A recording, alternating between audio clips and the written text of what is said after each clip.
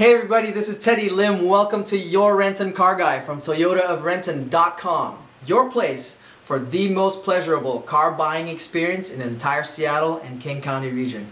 So, it's 2013. Happy New Year! Did you know that on a Time magazine survey conducted recently, one of the top 3 New Year's resolutions is actually to learn a new skill? And wouldn't it be worth your while to learn a potentially life-saving, or at the very least a money-saving skill for 2013? One of the questions I get asked the most by my clients is it worth it? Or should I learn how to drive a stick? Or what is also known as a 5 or 6-speed manual transmission. Now, before I answer that question, I want to throw some surprising stats your way, because as a matter of fact, they really surprised me as well. So, did you know that in 2012, that year actually saw the biggest increase of sales in manual transmission equipped vehicles for the last 5 years? According to Edmunds.com, 2007, 2.9% of in 2007, 2.9% of all cars bought and sold had manual transmissions. In 2011, 6.5% of them had it, while in 2012, a whopping 7.2% of all vehicles bought and sold had manual transmissions here in America. Now, I mean, that doesn't seem like a lot to us, but it definitely goes and shows an increasing trend, and actually goes to show that we're having an increased affinity for manual transmissions again, which actually probably will lead you to ask, why was there a decline in manual transmissions in the first place? I mean, the truth of the matter is that Americans are just some of the most distracted drivers out there. And I'd hate to admit it, but we have a bunch of electronics that we carry around in our cars, whether it's our iPods, our iPhones, or I've even seen some people drive with iPads and use them as their GPS navigations. So we're all guilty of that, Some people also like to eat in their cars. Women and maybe some men, like putting makeup in their vehicles while they're driving to work. So, that's just the reality of it. I mean, there's a lot of distractions that prevent us from wanting to, give up another hand while driving a vehicle. Which brings me back to my original question for the day, which is, should you learn how to drive a stick? In my opinion, there's actually a lot of good reasons why you should learn how to drive a stick. One of them being is that a lot of people like to travel internationally. I mean, I love to travel internationally. Maybe you like to travel internationally, right? And in Asia, at least 50% of cars even more, are actually equipped with manual transmissions. While in Europe, a whopping 80% of cars are manually equipped.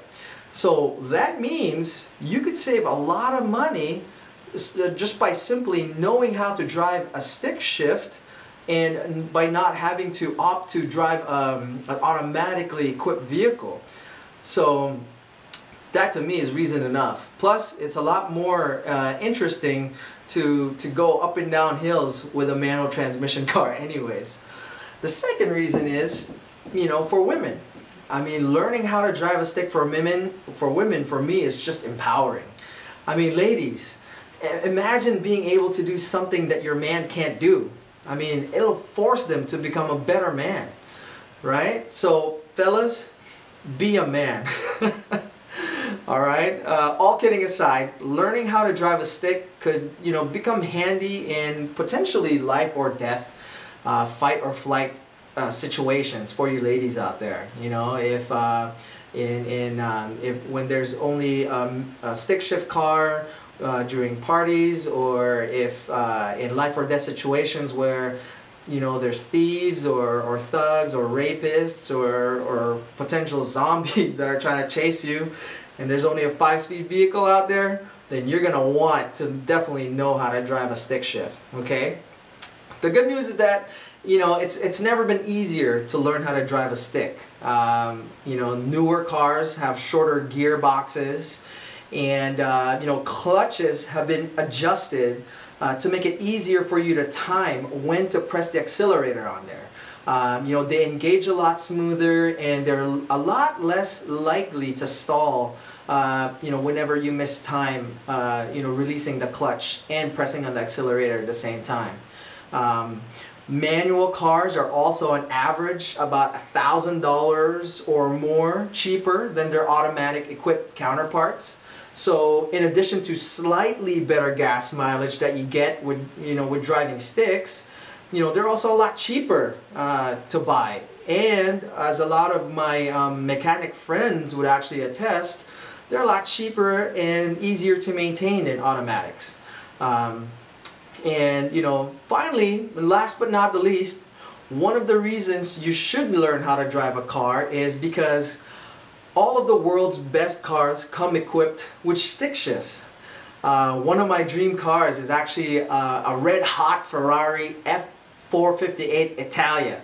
And I can't wait for the day when I actually get to drive one. You know, there's nothing like the pleasure and the sensation and just the whole exhilaration of being able to connect to such a powerful driving machine. You know, when you're, you know, carving curves and really going really fast on an empty highway. So you know, so basically. I could kind of liken it to riding a horse. It's the connection that you feel when driving a horse and driving a manual stick shift. For a lot of you viewers out there who've experienced that, there's really nothing else like it. So, and then you get to do this motion too. You know what I'm saying? So, anyways. I hope that was of tremendous value to you guys. Feel free to put your comments down below and give me your thoughts and any potential questions that you might have, because really the purpose of my business is that the next time you're in a conversation with a friend or family member who's in the market for a car, truck, or SUV, is that you'll decide to introduce them to me because you know that they'll get the best car shopping experience they've ever had. Be sure to follow us on Facebook.com/YourRentinCarGuy, and I look forward to interacting with you guys over there, okay? Cheers and have a great day, everybody.